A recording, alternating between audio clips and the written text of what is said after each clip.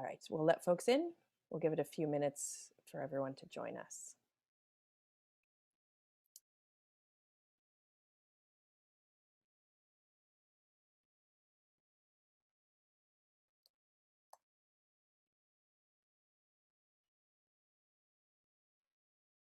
All right. Good evening and welcome to tonight's live online author event with Greenlight Bookstore. I'm Jessica from Greenlight, and we are thrilled to host tonight's event with Catherine Raven presenting her new book, Fox and I, An Uncommon Friendship. She's going to be talking with Helen Macdonald, so you are in for an excellent time. Before we start, I just want to say a huge thanks to Catherine and Helen and to the team at Spiegel Grau for making this happen, and to all of you for showing up. Though we're not able to host events in our store spaces right now, our community of authors and readers is still here. We're grateful for your support and for the chance to make space for conversation and connection. Now, just a couple little housekeeping things. In our Zoom webinar tonight, you can see and hear the speakers, but they can't see and hear you. They can see that you're here, though, and there are a couple different ways you can interact with the authors and with each other throughout tonight's event, which we highly encourage. The first is the chat, which you can find by clicking on the icon that looks like a speech balloon. You're welcome to post your comments and thoughts in the chat. It's a great way to show your appreciation for the author and interact with fellow attendees. If you have a specific question you'd like to have answered by the author, please post that question in the Q&A. You can find it by clicking on the icon that looks like two speech balloons. We'll be pulling questions only from the Q&A in the later part of the program. And importantly, tonight's featured book, Fox and I, is available for sale from Greenlight Bookstore. You can shop in person in our bookstore locations 12 p.m. to 7 p.m. every day of the week, and you can purchase Catherine's and Helen's books and many others on site. Or order online at greenlightbookstore.com for a quick pickup at the store or for shipping anywhere in the US. I'll drop that buy link in the chat again in a few minutes. If you care about supporting the careers of authors and the ongoing existence of independent bookstores, buying tonight's featured book is a great way to show your support. All right, some introductions. Our interviewer tonight is Helen Macdonald. She's an award-winning writer, poet, illustrator, historian, and naturalist. She writes for the New York Times Magazine as the author of the acclaimed best-selling book H is for Hawk, as well as most recently the essay collection Vesper Flights, which is actually out in paperback today in the US, so it's her publication date as well. She's joining us from the UK where it's around midnight now, so we are so grateful to her for spending this time with us tonight. She's going to be speaking with our featured author, Catherine Raven. Catherine is a former National Park Ranger at Glacier, Mount Rainier, North Cascades, Voyageurs, and Yellowstone National Parks, and earned her Ph.D. in biology from Montana State University. Her natural history essays have appeared in American Scientists, Journal of American Mensa, and Montana Magazine, and she's joining us from Montana today. Catherine's debut book, Fox and I, An Uncommon Friendship, is the first book published by the newly relaunched Spiegel Grau. It's a story of Catherine's immersion in the natural world and an unlikely relationship with one particular creature. It's about friendship, growth, and coping with inevitable loss, and of how that loss can be transformed into meaning. Publishers Weekly calls it rich and meditative, and Kirkus Reviews describes the book as a touching homage to a beloved wild friend. So Catherine's going to start us off with a reading from the book, and then she'll be talking with Helen and with all of you. So Catherine, please take it away. Thank you. Fox had just caught a rabbit, but dropped it as soon as he saw me dancing across the pasture in my cactus-crushing wellies. I had my eyes uphill, on the hound across the gravel road. Maybe it was on a leash, or lazy, or mired in quicksand, but that dog never moved from its one spot, a half-mile away and an unimpeded line of sound and sight to my front door. I sang over Fox's head, Elvis's song about a hound who can't catch a rabbit. Fox pranced a horseshoe pattern back and forth in front of me. Ignoring Fox, I jumped right into the third iteration of my musical complaint, reminding the hound dog that he hadn't ever caught a rabbit and would never be a friend of mine. Fox didn't like being ignored. He snatched up his rabbit, squeezing it in the middle and leaving it sagging from either side of his jaw. It looked like the toothpaste tube my fist had wrapped around that very morning. Bending down until my face was an arm's length from his, I placed a hand on each knee. Fox leaned in.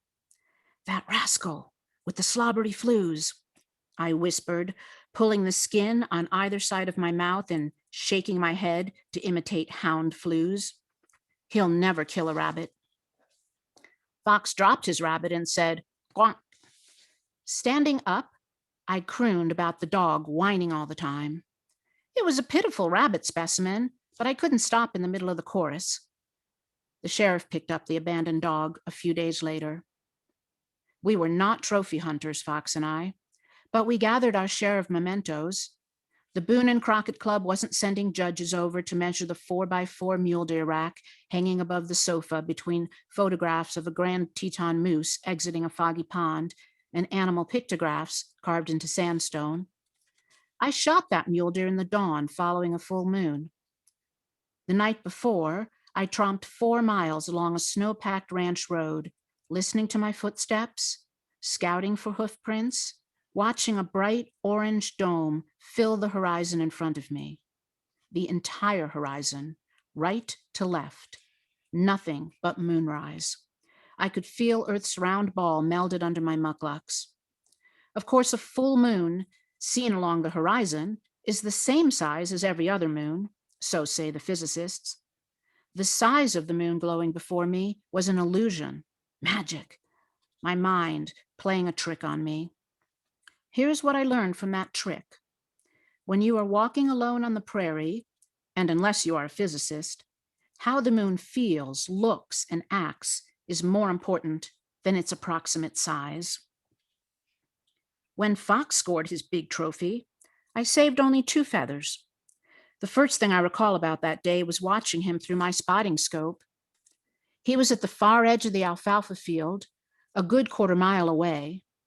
Low cloud cover kept the sun from his eyes as he ran a beeline to my cottage without stepping to set down, nibble, or adjust his precious cargo. All the while, he was hustling at a speed that kept me from identifying his prize. He stopped 2 meters away from me, a meadowlark's entwined legs dangling from his jaw.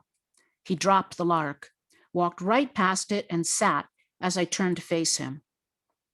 No one likes a dramatic fox, but I had expected a little more animation for such a huge milestone. It's a miracle, I told him, then louder with arms raised and fists clenched in the victory salute. A miracle, I repeated. Fox was talented, but he couldn't fly. I hadn't thought he could take down a robin-sized bird. The spring bluebird carnage I had once accused him of perpetrating had turned out to be the work of kestrels, North America's smallest falcons. At one time, kestrels were hardworking, respectable raptors who earned their living killing insects and hunting little birds. When the valley people lined the roadways with bluebird nest boxes, kestrels went on the dole. Now they eat subsidized bluebirds morning, noon, and night. 2 magpies swooped in and began tearing at Fox's unguarded kill. The twiggy legs and curled knuckles of the abandoned lark reached skyward. I jumped into the fray when more magpies arrived. As is the case with all animals we dislike, there were too many of them, thousands probably. The magpies swirled around me in tightening circles, leaving me in a vortex of yellow feathers. Fox ignored the pilfering magpies in my energetic attempts to scare them off. The magpies retreated to my blue steel roof and lined out, hanging their long toes over the edge and tipping toward me. I brought out a refrigerated raw egg, nesting its white shell in a wreath of blue fescue. For you, I said to Fox, backing away, maintaining eye contact, and trying to ignore the wretched, random cries of the roof-thumping magpies. Oh, that's so great. Oh, the egg game.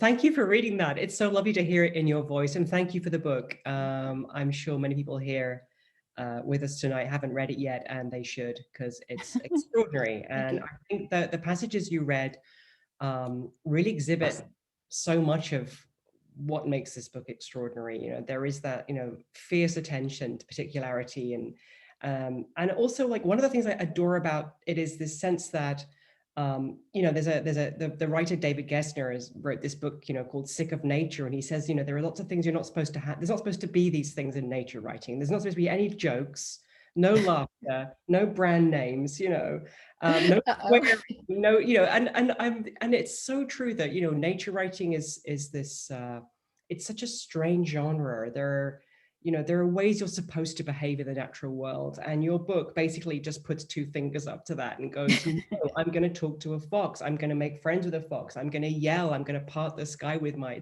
it's really ecstatic. When you when you were starting to write this, the first question I really want to ask, because it's been completely bugging away at me and fascinating me, when did you decide that you were going to give Fox a voice in the book rather than just write about Fox as a character? When did Fox become? That's really interesting. The book started that way because my training was academic writing. Yeah. And so I started it as a story about the fox in third person. And it was going to be filled with some little bits of encyclopedic information about a fox, but it was supposed to be not a memoir, not a creative nonfiction, but just a true story about a fox. And then I showed the first chapter to a professor at the University of Montana, where I actually hadn't studied writing, but I knew a professor there. And she said, this is a memoir. It's in first person and it's true. It's not just about, it has to be about you. So you have to write also in first person. You can't just write the book about the fox from the fox's point of view and then insert things in third person encyclopedic. So there was no first person really in it at all. And then she's very smart. Dee McNamer, in fact, was the professor. She's very smart. So I knew she was right, but it took me more than a year to figure out how to fit myself as creative, not as someone who didn't write creative nonfiction, to fit myself into the story in first person and make the first person be creative. So the fox part was natural for me. That was just that was just so, because I just see the world when I'm out there and from his point of view. It was so easy for me to see the world from his point of view when I started writing. That's really interesting. I mean, just to, I don't talk about myself here because this is all about you and your book, but I remember laughing. People would sort of say, what was it like to write about Mabel, my goshawk? And I'm like, those were the easy bits. They flowed. It was like writing poetry. It just poured out. Writing about myself was a lot harder. And this is a book. Bluntly, there's an amazing bit where you talk about how you hardly ever talk about yourself or talk about anything with anyone. You're quite a solitary person, and yet here you've created this extraordinary book which is about you and your environment, your emotions. Was that difficult to do? Did you turn yourself into a character to write about yourself? Absolutely. I still think about the girl in the book instead of thinking about me.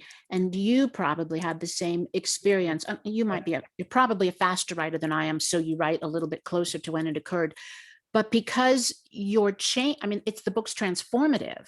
So when you're writing the book, you can't possibly be the girl in the book, because the girl in the book, well, I started out as a magpie basically, and I ended up more like the fox. So I'm different than the girl in the book. And also years go by, and now you've practiced writing and you've gone to some craft classes. And so you're very different. So the girl in the book has to say frozen in time. It's like it's like taxonomy, when we freeze animals, species in place, but actually species, well, they're on an evolutionary pathway. They're not actually frozen. But when you do some kind of work with animals or plants, sometimes you have to freeze them in time, like a taxonomist, and sometimes you let them flow. So yes, that's absolutely true. I had to be a character in the book. Yeah, no, I was exactly the same. And actually it took me about 5 years to get around to writing that book, because I needed to become a character before I could write it. And I remember when I was writing, quite often when I was writing that book, I would sort of think, well, what were you thinking, you idiot? I was like shouting at it. And I love your book is very, very wise about error and about making mistakes. And I particularly adored the whole vole field. Can you tell everyone about that? It's one of my favorite things, the creation of the vole field as a kind of harvesting. Yes, that was huge. It's so important to me to manage land correctly, but it is trial and error. It just absolutely is. Some of it's instinct, but some of it's just trial and error. So I came back at the end of the summer, and just walking through the grasses, I was just taken by surprise. I hadn't gotten any shorter. What were these big things scratching my thighs, and they were thorny, and it was fall, so they were woody already, which is just absolutely nasty because I don't have big woody weeds growing around. And of course, that's just, or the voles were in heaven because those weeds grew up. There's so many aerial predators here. I mean, the place is filled with birds of prey.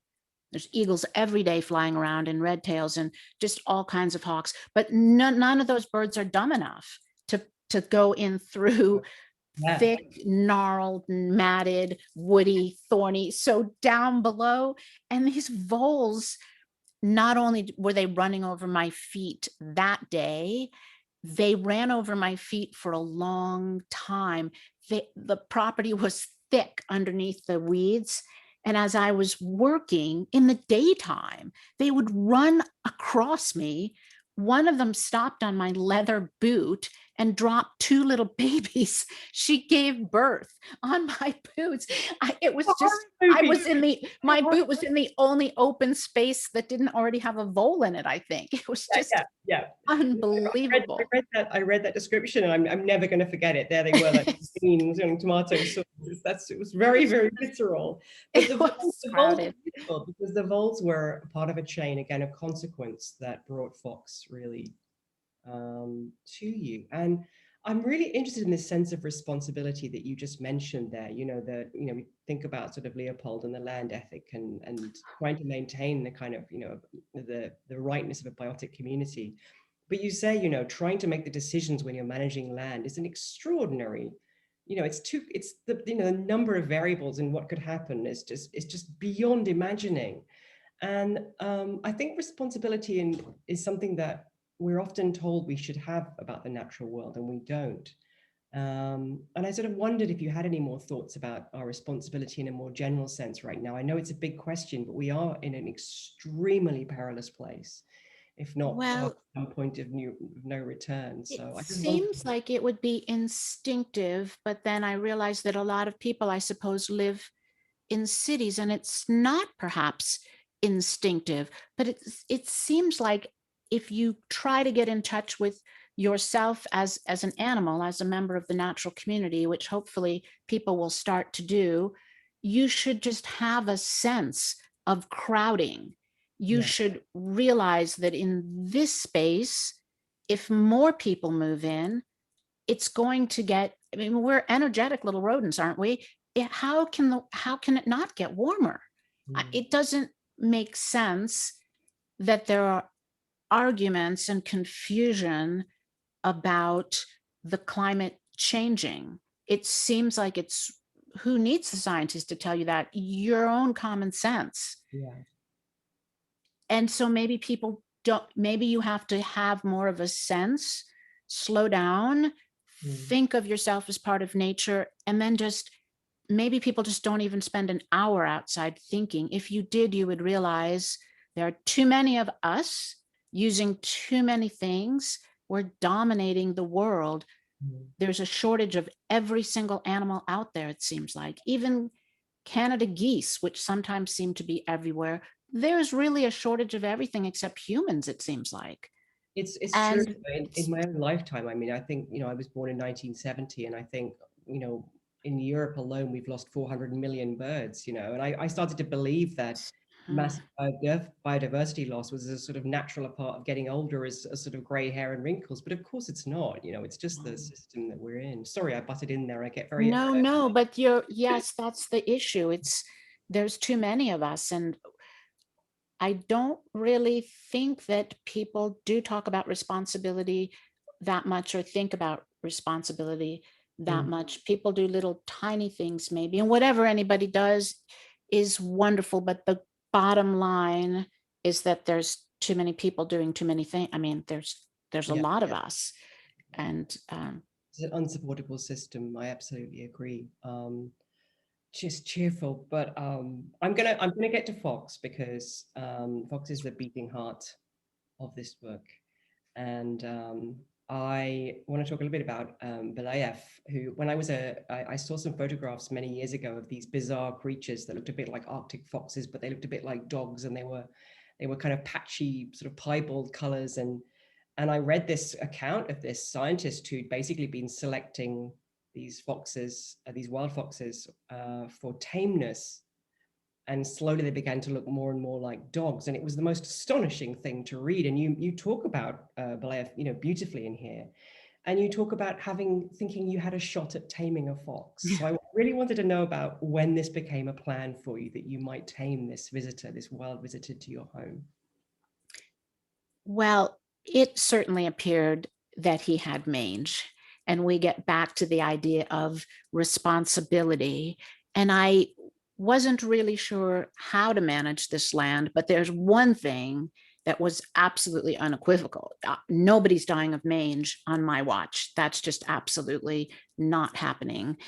That's not a natural disease. We introduced it ourselves here to get rid of wolves, to get rid of carnivores, to help the livestock industry. And there was no way, I mean, that was just the absolute minimum responsibility that I had. I was going to trap that fox in a have a heart. If I couldn't cure him, I was going to just do something with him, fly all the way to Washington, D.C. if I had to, but he wasn't going to die of mange. In England, you folks have, you give out free medicine, which is wonderful. I guess I don't know why, but we don't here, and you can't even bring a wild animal to a vet to get treated. Yeah, no, vets will take wild animals and free of charge here. It's extraordinary. Wow, that's amazing. So that's, hopefully it will become like that here. And the British Society, I don't remember the name of the folks that send the medicine, but they said garlic. They said, use the garlic. And so I was chopping the garlic up, but I had to keep an eye on him because I was so worried when I saw the hair thinning on the flanks. And I figured the most reasonable way to do that was so easy, to just get him to come by at the same time every day. Then it wouldn't interrupt my schedule and my life would be a little bit easier. And I'd know he would be there at my convenience at the end of the day after dinner. So I've put in a day's work and then I've had my dinner, and then for entertainment, he'll come by when I expect him to, because after all, he doesn't have a schedule that's important, and he doesn't really have a sense of convenience, and he doesn't have a job. Yeah. So that was what I planned, and I worked at it and worked at it, and I tried everything, but he wasn't going to have it. He needed to be in this spot at 4:15. His schedule had to do with the sun and the shade, and he wasn't going to be at my house later because it was too cool and too shady, and he had other things to do at that time, like hunt voles. But as soon as the sun came down past the hill, so we just passed the heat of the day, burning period here is between 4 and 6. So just after, in the front of the house, when the shade hits, because the sun just sinks just enough, that's when he was going to be there. And that was his resting time, maximum of 18 minutes. And that's that. And if I wanted to check on him, that was that. He wasn't as tameable as, and he never followed my pointed arm command, really, ever. He looked back at me a few times, and he looked up at me sometimes when I was out the second story window, but he never followed my arm command. And he definitely did not follow the roster that I had set up for him. He knew you and he knew your voice. You were a very familiar entity to him. And I think the word friendship, I'm really interested in this question of bonds. People asked about my hawk, and I'm like, look, the fact that it's possible to extend something which seems like a really genuine friendship across species boundaries is a miracle. And that's clearly what happened with you. And you read Fox Stories. I think everyone needs to know about The Little Prince. Please tell us about reading Fox Stories. Well, The Little Prince was so important, and it really ended up being almost accidental that I picked that book. But first, trying to get him to come around, I realized I could grab his attention by taking little knickknacks. You probably keep the same in your pocket.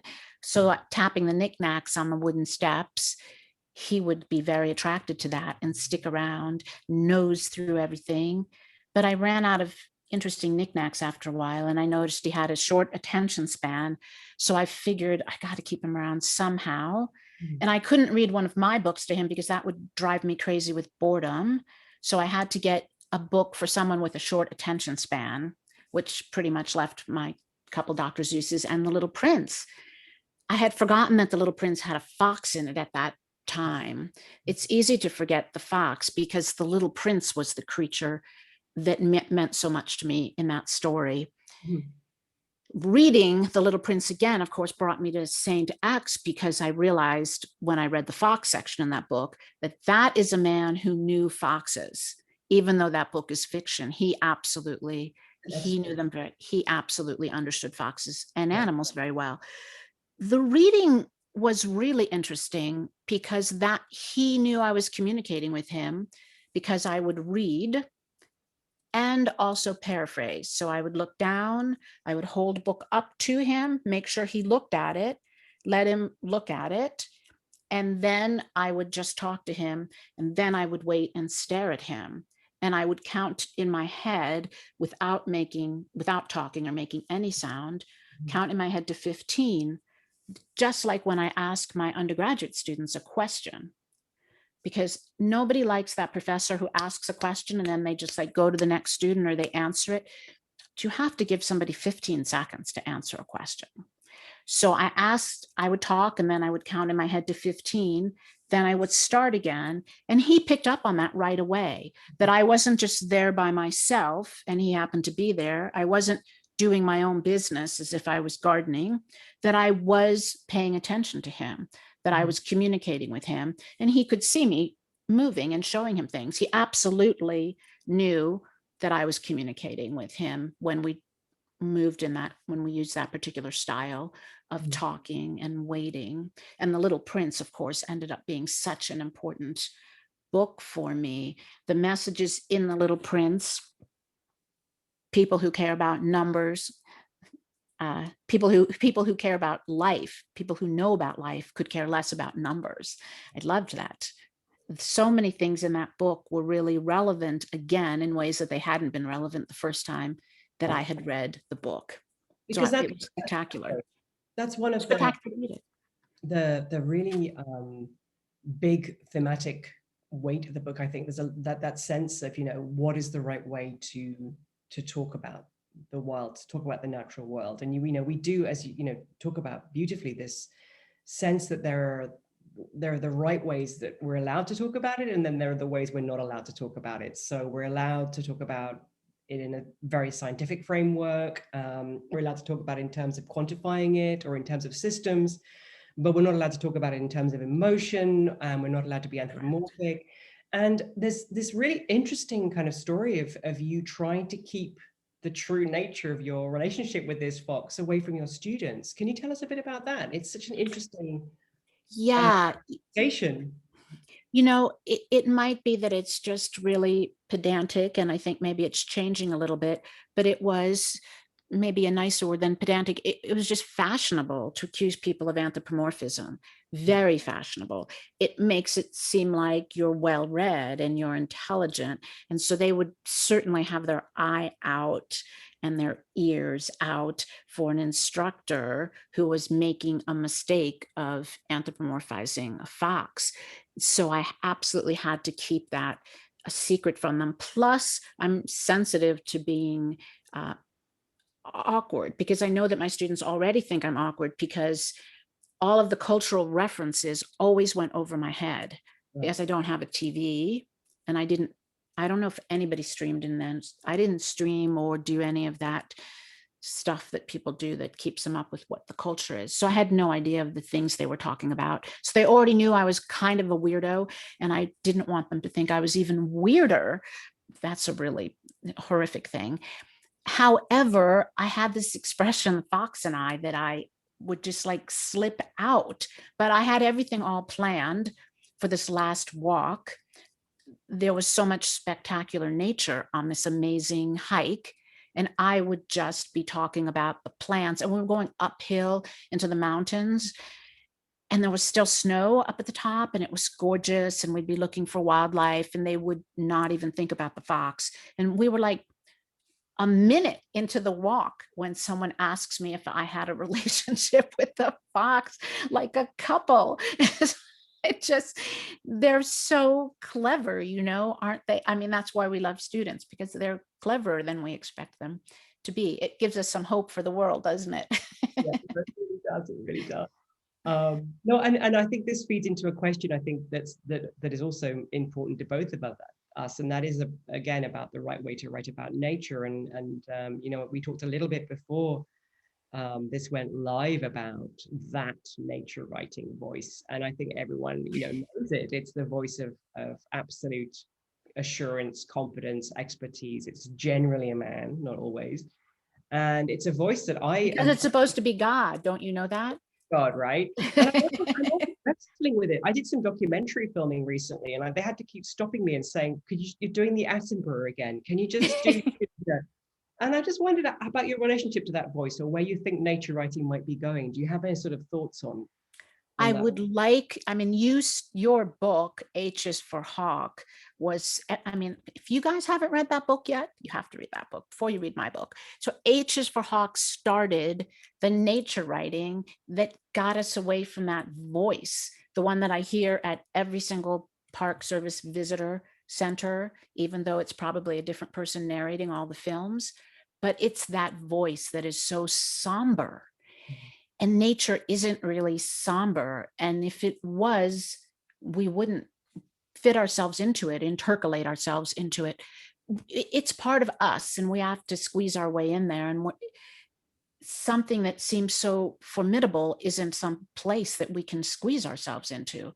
So we have to get away from hearing that voice in our head as though nature was only something to be revered and feared and worshiped, and that it was way better than us and over our heads.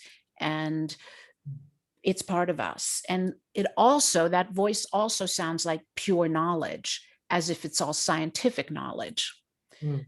And the important thing that I hope we'll get away from, but I'm not sure, science sheds this light on certain issues in the world, certain phenomenon, and the light is amazing. I mean, it's so bright, it's just indescribably bright, but it's so narrowly focused. We need that light because there's no other way to get the answers or to elucidate what we need without science.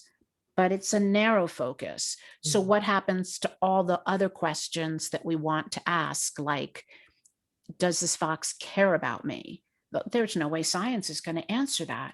Mm-hmm. We need to get away from thinking that we can only approach nature with science. We need to have science, and our own human nature will lead us in the right way, I think. Absolutely. And I wrote about this in an essay, and I was reading, I used to be a historian of science, and I got really interested in 16th century emblematic natural histories. It was this huge flowering of books that were very concerned with putting forward all the knowledge that one had about various creatures. And there was the kind of natural philosophy knowledge, the kind of equivalent of scientific knowledge. So all the facts about where the animal lives and what it eats. And obviously a lot of that was nonsense, but you know, it was. But what was also included were all the meanings the animals had for people, both in a sort of religious sense, but also in a medical sense, or in a kind of like a kind of, you know, in the sense of omens and portents and what they mean. And all this knowledge was in the same place. And I absolutely agree with you. You know, science is beyond important. You know, it's an incredibly you know, crucial way of thinking about the way we tackle the not only questions about who we are and where we are, but what's going to come next and how to preserve it. But also we need to look at that other stuff too. And that's one of the reasons I love your book, is it's so unflinching, talking about intuition as a knowledge, as a kind of knowledge, and it has a I think that's just really, really important. And the other thing that you do, sorry, I'm just raving about your book now. The other thing that you do that's great is you marry that very personal and very ecstatic and open sort of sense of you in a landscape with this very precise taxonomic and classificatory knowledge. And that's a big question, I think. And I'm really interested to know what you think about that. And that's the question of how much expertise does one person need to know? There's a lot of people that get worried about not knowing the names. And I think knowing the names is important. But I just wondered if you had a sense of people's worries about whether you need to be an expert to, and what you can get if you're not, if you go into nature. I think that people do have too much focus and too much worry on names some of the time in a way that doesn't make any sense. They fuss and fight over common names, which makes no sense at all. Should we call this big animal over here a buffalo or a bison? And you've been explaining for 20 years to your students, it's a new crop every year, and you keep trying to explain to them, it doesn't matter if you call it a bison or a buffalo. It's like calling a cat a kitty cat or a pussy cat. It doesn't, those are common names. There's no such thing as a real common name. And people argue over silly little things like that. The scientific names are important some of the time because too many plants and animals have the same names, but sometimes they don't. But when you're talking, obviously, scientifically to other scientists, you do want to clarify.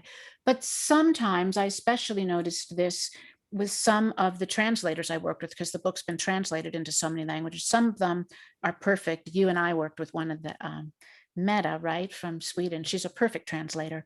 We have other translators want to ask me every time I say any general thing like tree or something, they want the scientific name for everything. And you have to explain to them, I didn't know. That's why I just used the word tree there. So I didn't know. And then if I say something's a senecio, they want to know which species. And you have to explain to them that, I wouldn't have bothered to key out a senecio when there's like a dozen of them here. And so separating when to specify a species and when just use a genus, it's a really difficult thing, I think, for people to understand, but it shouldn't hold people up. I will say that using those nature books that are like color coordinated makes people a little confused also. I mean, you and I both know that the least reliable characteristic of a plant is the color of the petals, and that's just not reliable at all. Yeah. No, it's true. It's true. As soon as you become a naturalist, one of the first things that happens is you get very sniffy about field guides. You're like, oh, photographic field guides, and no, thank you. And I quite like these. People often complain about social media and Twitter and how it's taking us away from the natural world. And I've witnessed this beautiful thing happening, which is, people with phones photographing things and then putting pictures online, and then these communities of experts leaping in with all this information and knowledge, and these lovely little communities, building up. So, it's actually quite nice to feel that what we perceive as opposite to the natural world is actually, in some senses, a kind of way into it. Okay, I'm going to ask you the big question about projection now. I'm going to do it because, of course, that was the big thing with my H is for Hawk book. I saw myself in the hawk, in my case, mistakenly. And the great lesson of that book was how alien and wondrous that creature was. And it wasn't me. It wasn't a grieving person. And I think of that Annie Dillard essay about looking into the eyes of a weasel and going into its brain. And she saw in this weasel, it was like a kind of Wolf of Wall Street. It was all kind of blood and will and kind of, it's like a little Nietzsche. And I loved that when you first looked into a fox's eyes, what you saw was kindness. So I wonder if you could tell us a bit more about that look and what it meant to you. I think that's really important for people to cultivate that understanding if they don't understand it. It's so instinctive for me to judge people on their eyes and on their expressions. And animals have to have a way of knowing when other animals are around, and there's lots of other animals around. You think about a big meadow in Yellowstone Park with cranes and buffalo, and then there's antelope. Everyone's really close together. Maybe some deer, a coyote's wandering through, here's a bear, there's hawk overhead. And each animal needs to be able to assess very quickly. They need to have a sense of friend or foe. Yeah. And I do have that sense from his eyes, but that should be instinctive to people to understand when you're around another animal, because we are animals, and an animal that's relatively closely related to us. I mean, we're both mammals. we should understand, looking at its eyes, that we're seeing kindness. We're not really that different from a fox that we should miss that cue, I think. And of course, there are other foxes here that don't seem to, that didn't look at me with very much kindness, and I stepped way back and out of their way. But that's something that I think we should cultivate by spending more time outside, maybe less time. Well, everybody's just so busy, so I don't know what to tell you to spend less time doing, but more time outside. That's what I think, so that you have a sense of what you're, of that you let your instincts take over. I definitely recognized kindness in his eyes that day. And, we were close enough to each other that he could have scratched my face completely, and I could have reached out and grabbed his neck. We were close enough to do damage to each other. And we knew, he knew from my eyes, and I knew from his eyes, that we weren't a threat to each other. Yeah, absolutely. And also I imagine, with your experience of being, being a naturalist over the years, you also had that ability to read the very fine distinctions in his body language to know how to respond. I'm always amazed, people trying to get close to animals and understanding what they're giving off. You have to behave in a certain way and be polite to them, almost, to kind of, there's a kind of game that's played there that makes, we talked about a little bit about the difference between humans and animals, generally, but I love this sense that we really are talking about a relationship across that divide. And we are talking about the fact that humans are animals.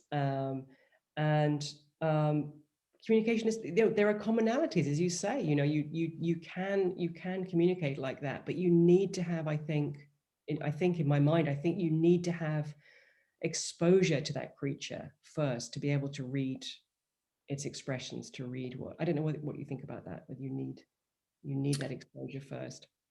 You need exposure, you need to be, so some people have to practice it, and they can. And for other people, I don't think I really did have to practice. I think that it's natural for me to have an empathy with animals that are like me. And I didn't really have to practice or study it, spend a lot of time watching him to feel that. But then I have to practice human emotions. I'm always, always, always, for decades, listening to the radio, listening to songs, listening to the words that are being said, and focusing on the emotion that's with those words, so that I am learning. And that's how I learn human emotions, from that. So I had to spend time learning that. People who aren't so fluent in animal language, animal empathy, can learn that as well, just by, like you said, spending time with animals, because you have to have comparison. I mean, that's the, if it's not innate, then you have to be able to look at a lot of foxes so that you can see the differences. It doesn't do you very good to just study one.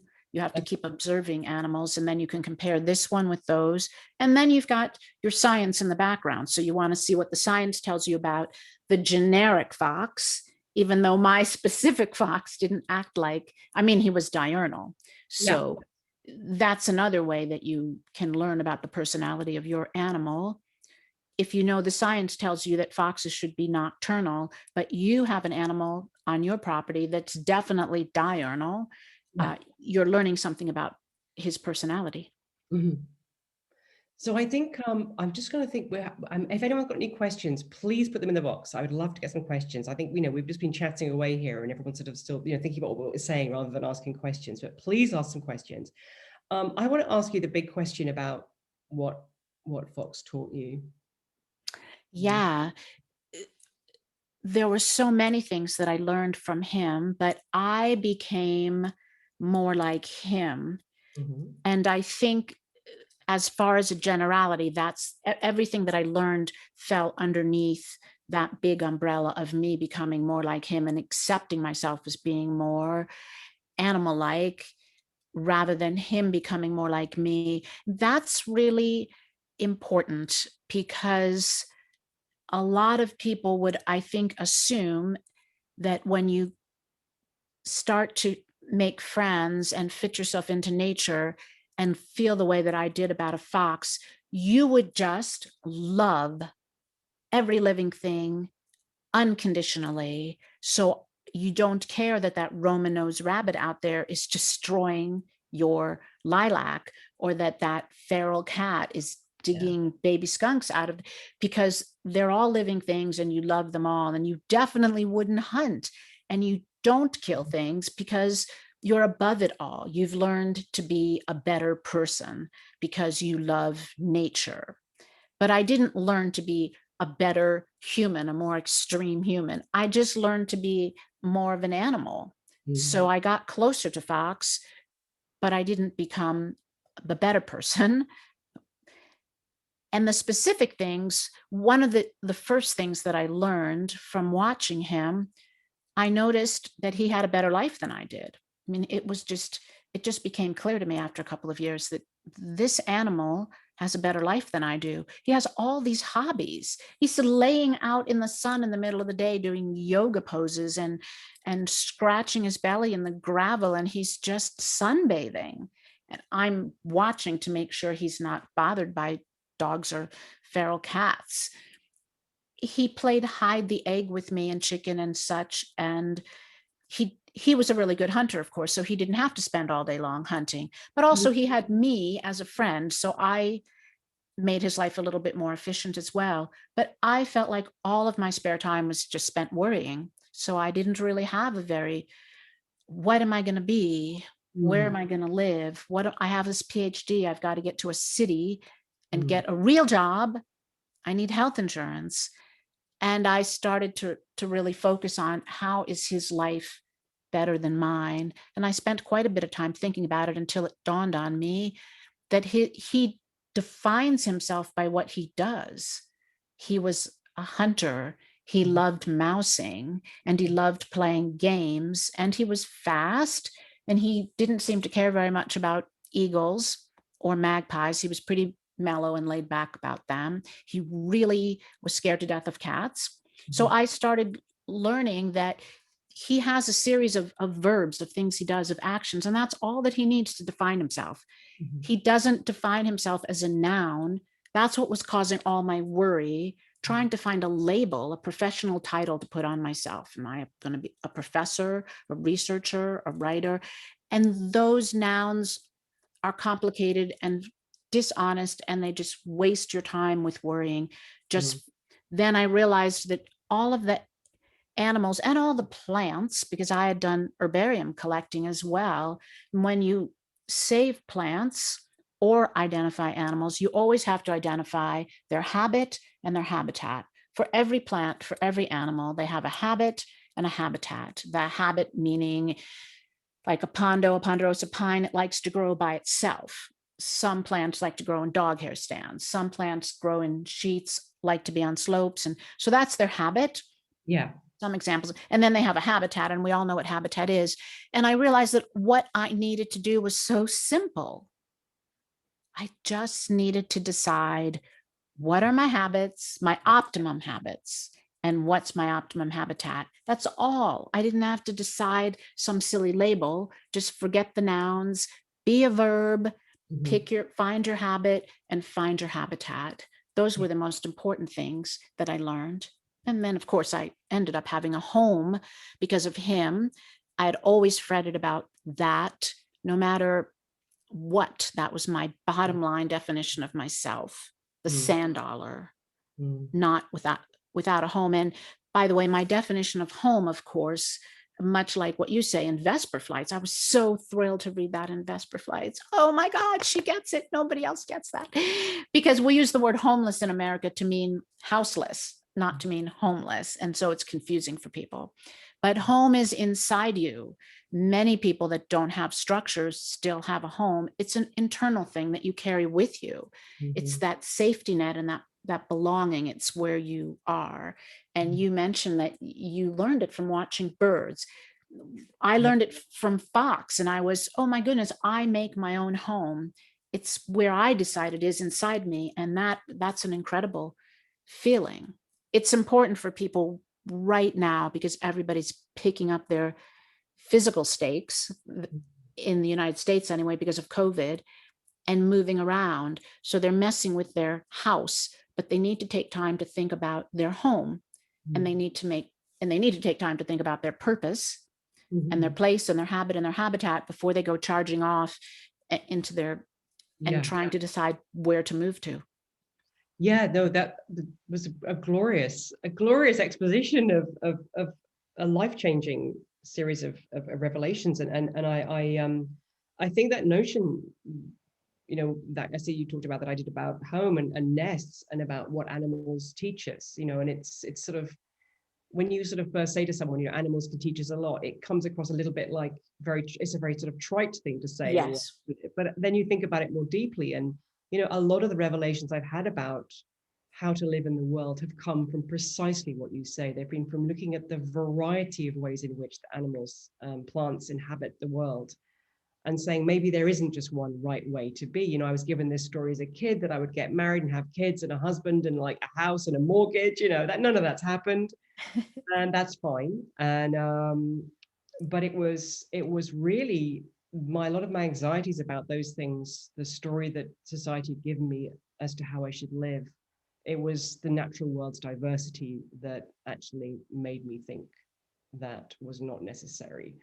And it's very freeing. It's very freeing. Animals aren't models to live a life, but they are very good to think with when it comes to questions like that. And your book is really good on that. Thank Do you. we have any questions? Come on, people. This is just all. Oh, you're going to have to show everybody your tattoo if there aren't any questions. Oh yeah, do you want to see the tattoo? I can show my tattoo. I can show it to you actually, because I can show you a bit of it, because I'm wearing long sleeves, and I don't think if I strip off, I might be in trouble on them. We'll be in trouble. I'll show you a little bit of it. It's a Oh, it's seraphim. really colorful. The little seraphim there. Oh, wow. So Gorgeous. So wow, there's a lot of. Yeah, he was great. He was this absolutely lovely chap called Chris who did it. And I was always scared of tattoos. And then I as you know from my book, I had a twin brother who died just after he was born. And I've always, you know, sort of thought that I had another person sort of, but not quite attached to me. And the tattoo is really, I guess, the sort of visible sort of memory of someone I never knew, but is somehow part of me. And I think my early, like many people I know who are very into the natural world in the sense of solace, deep solace and escape and distraction in a very good way, had something rough early on. And I know that you had some very tricky things happen to you when you were young. And I know many of my friends who are, you know, exceptional natural historians, again, it became a place of solace to them as children. And I think that this story about the natural world as a refuge and a sort of, it's good for our mental health, it's a very strong story. But I don't know about you, but I always get upset when people say that's why it's sort of why it's there, you know, that's what it's for us to kind of, you know, feel better about ourselves. And I'm like, no, the world is not just stuff for us, you know.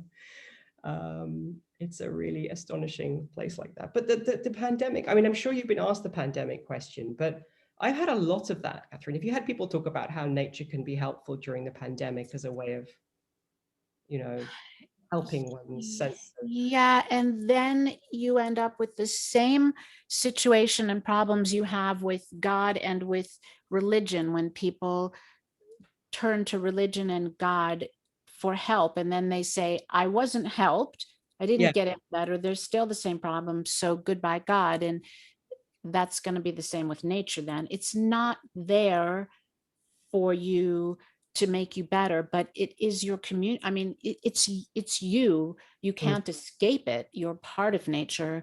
People really need to fit themselves into it, and there's not any extreme expectation. You have a responsibility.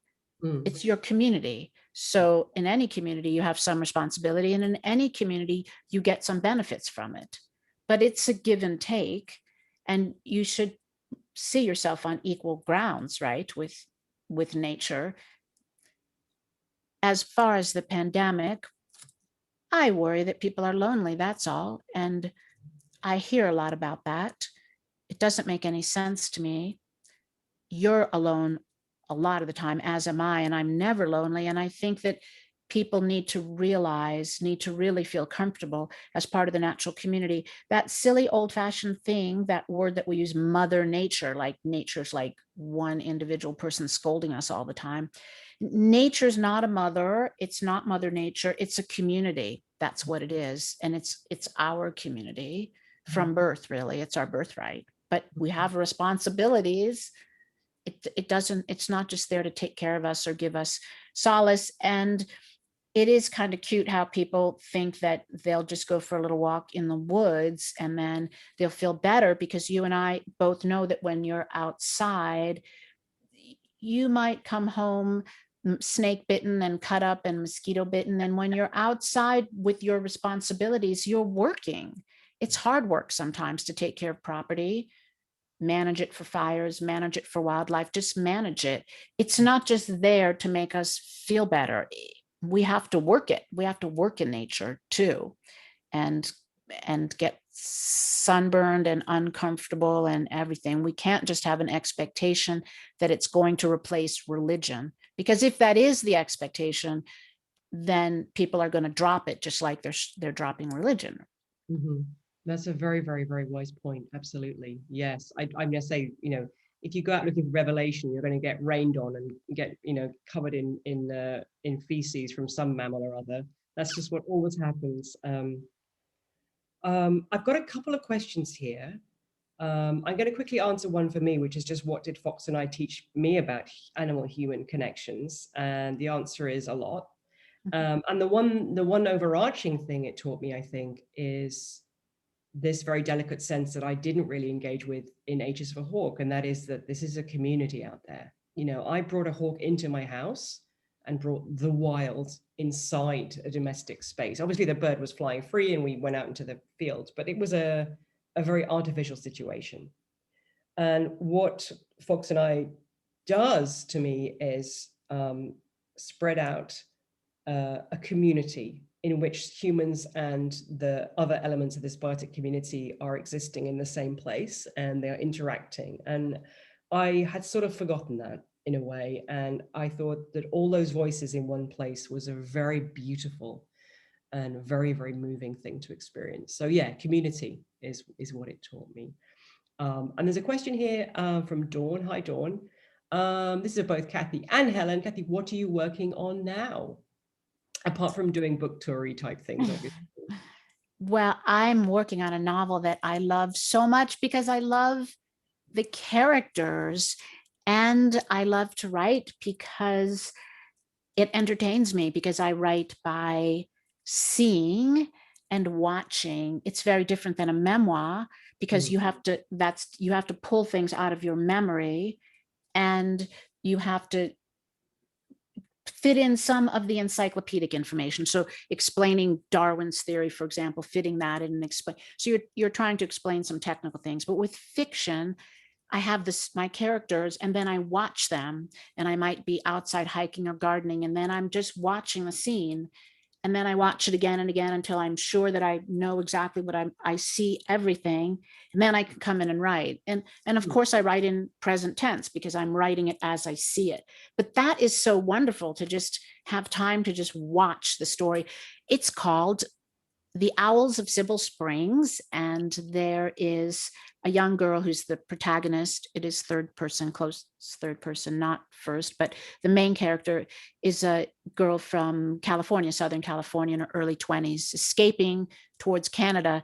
And when her rig breaks down and she ends up in this small, mystical, amazing community in the Pacific Northwest, and she ends up living in this former whorehouse that's falling apart because the logging industry is falling apart, and the prostitutes are now selling flowers, and the whorehouse is turned into a flower farm, and she's there with 3 other characters that I love. That sounds phenomenal. I'm looking forward to that very much. And I love also the way that you're writing that. I always laugh when people give writing advice about how you should write. There's a lot of that out there, as you know. And I know, and I'm one of those people that I can't plan. I have to follow a sentence down the page, and I have to live with it and see where it goes. And some people need to plan, and there's always that wonderful kind of like incomprehension between between those two. And the fact that you're living with your characters and then working with them and seeing where it goes is really lovely. Very excited about that. So what am I working on? Well, not much right now, because I'm supposed to be on Midway Atoll again this year to do writing a book on Midway and albatrosses and the end of the world, which is very cheerful. And it's been delayed, this trip, twice due to the pandemic. So the book will be delayed, alas. But I'm writing a lot of other things, bits and pieces, some of which is secret, and some of which is more journalistic, and again, lots of nature type stuff. So it's all going on, and I am drinking too much coffee. That's my Never. Kathy, it's been an absolute joy. Thank you so much for talking with me. I've had such a lovely time, and it's been fascinating. Helen and Catherine, thank you so much for letting us spend this hour with you and be part of this wonderful conversation. Helen, I hope you can go and get some sleep now. I know it's the middle of the night. Oh, no, I'm buzzing now. I'm full of adrenaline. Now you'll never go to sleep. Yeah. All too wonderful. Well, thanks so much to everyone for joining us. I've put the link once more in the chat if you'd like to go and check out both Catherine and Helen's books out today. And we'll have this event posted on our YouTube channel within the next few days as well. So thanks so much, everyone, and have a good night. Thank you. Bye-bye. Cheers. Bye-bye. You're wonderful people.